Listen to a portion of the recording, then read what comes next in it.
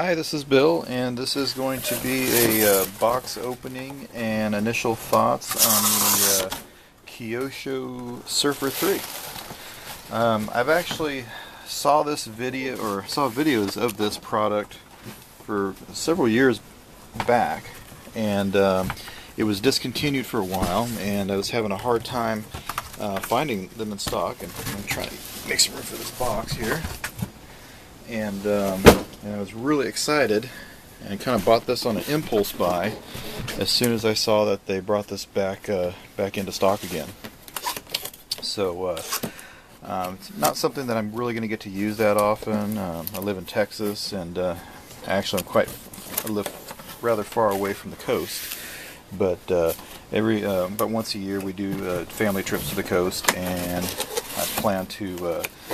That's where I plan to use this. So hopefully I'll get I think I spent about, after discount, I want to say $230 or so. And it seems to be packaged really well. Lots of this is a Kyosho RC catalog. I thought that was parts, but no, it's just a catalog. Seems to be very well packaged in here so far. Oh, here's the manual. Typical Kyosho print. Let's see what we've got here. Just a quick glimpse. This is my first time looking at the page. It's a 37-page manual. It comes with a 2200 milliamp nickel metal hydride battery, a standard 2-channel radio, and it looks like a basic wall wart charger. I probably won't be using the nickel metal battery. I'll probably try to go straight to a LiPo battery right off the bat, just for ease of use from my end. And I have seen, I don't know if a rebrand is the better word. It's probably more like aftermarkets of this. There was a company that was selling these out of Africa for a while. They discontinued it. And I was really frustrated because I was on a long waiting list trying to order when I actually placed an order, and it got canceled, so I can't express how excited I am that I finally got the original Kyosho version of this Surfer. There's another box here. Oh, that's the Surfer itself. It's actually quite lightweight. Feels like a foam figure. I have seen other people in the past. I don't know how this one's going to hold up. But I have seen this particular, or the other Surfers, would have a tendency to break real easily. None of the parts are movable on here, but yeah, they would have to put pieces of a dowel or wooden or metal dowel inside there, and then they would re-glue it with an epoxy. So hopefully this one will hold up and prove to be a little more durable. But we'll see what happens. I remember seeing the legs would break, that would snap off, and different arms would snap. So we'll see how this one holds up. Then the waves that I'll be playing with this, or the Texas waves, are not that aggressive. So maybe I'll be real lucky or fortunate and not have to experience that particular issue. So in this box here, looks like this is the 2200 pack. It does come with a Dean's connector on there, which is nice. So that'll make it easier for me for using my LiPo packs. Hopefully they fit. I may be stuck having to use the pack. So it looks like some hardware comes with it. Looks like a stand there. Phillips head screwdriver, some sort of hook mechanism, and the bind cable, servo arm, antenna tube, and some rubber O-rings. So I'll have to read the instructions and see what that's all about. This here looks like different adapter place for different international connectors for the charger itself. So I guess the charger is using some sort of international standard, and then you just plug in whichever adapter plate that you need. And then you've got your Dean's connector on there as well. And let's see what the amps on this one puts out. This puts out an output of 9 volts at 300 milliamps. So 300 milliamps, and it comes with what, a 2200 milliamp pack? I don't know, that's probably My guess is probably around 4 hours or so to charge. I'll have to do the math later. And this box here is the radio. This is a Synchro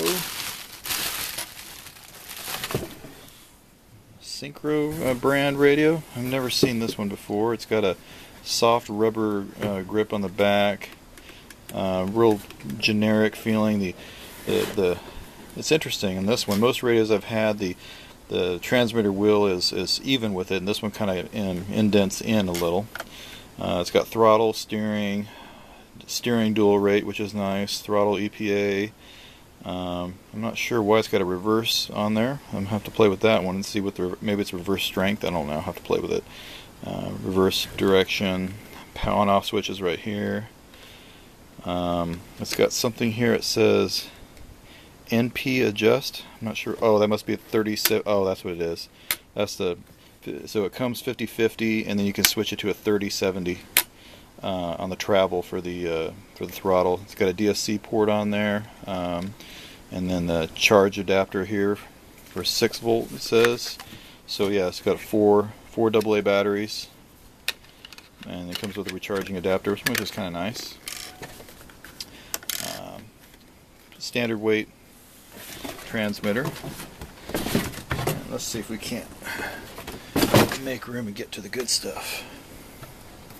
Actual surfer itself. And there it is. Oh boy, they got this thing locked in pretty tight. I'm gonna have to get me a knife here. Cut this bad boy out.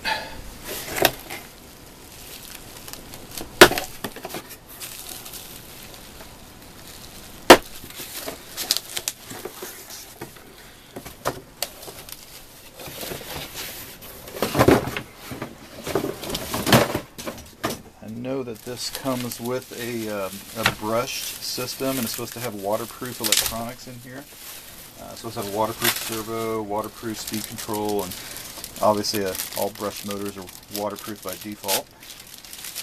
And this is a real beautiful looking board. Very scale. Looks like a plastic propeller on there. I don't see any spare parts included in here, so hopefully I won't run into any problems with seaweed or anything like that, and try not to damage the propeller. I have to be real careful, not trying to trip. Oh, it does come with a spare rudder. That's what this one part is here. Yeah, that's a spare rudder, which is nice. So maybe that is more likely to fail. And maybe those extra seals are for waterproofness.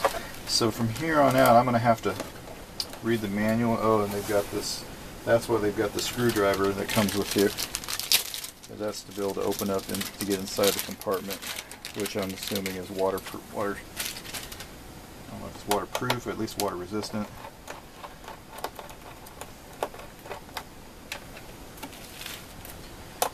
So it has these little rubber seals on each of these screws to help improve the waterproofness effect.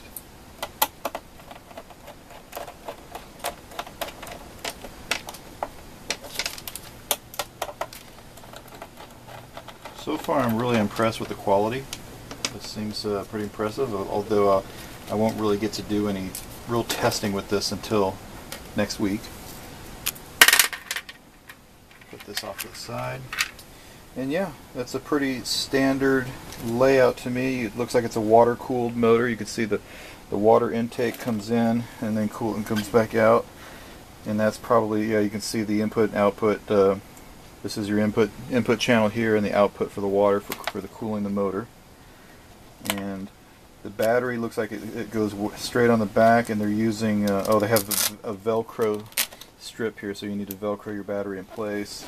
And it does have a rounded channel to this. So unfortunately, let me see, this is a, well, maybe I could. So maybe I will be able to fit a traditional standard LiPo in there after all. Yeah, so maybe not without too much fuss. So that's nice. I'll I'll definitely report more on that as I do more testing with this and get this out on the water. And the speed control in here appears to me like looks to me like a hobby wing, that generic hobby wing 2-3 cell brushed speed control. I know that it does come with a waterproof servo, and it does not look like a waterproof receiver, but what they've done is they've wrapped it in some plastic with a zip tie to kind of maybe not make waterproof, but maybe water resistant. So I probably wouldn't feel comfortable fully submerging this. And there's the foam lining that goes all the way around. That may need to be replaced over time.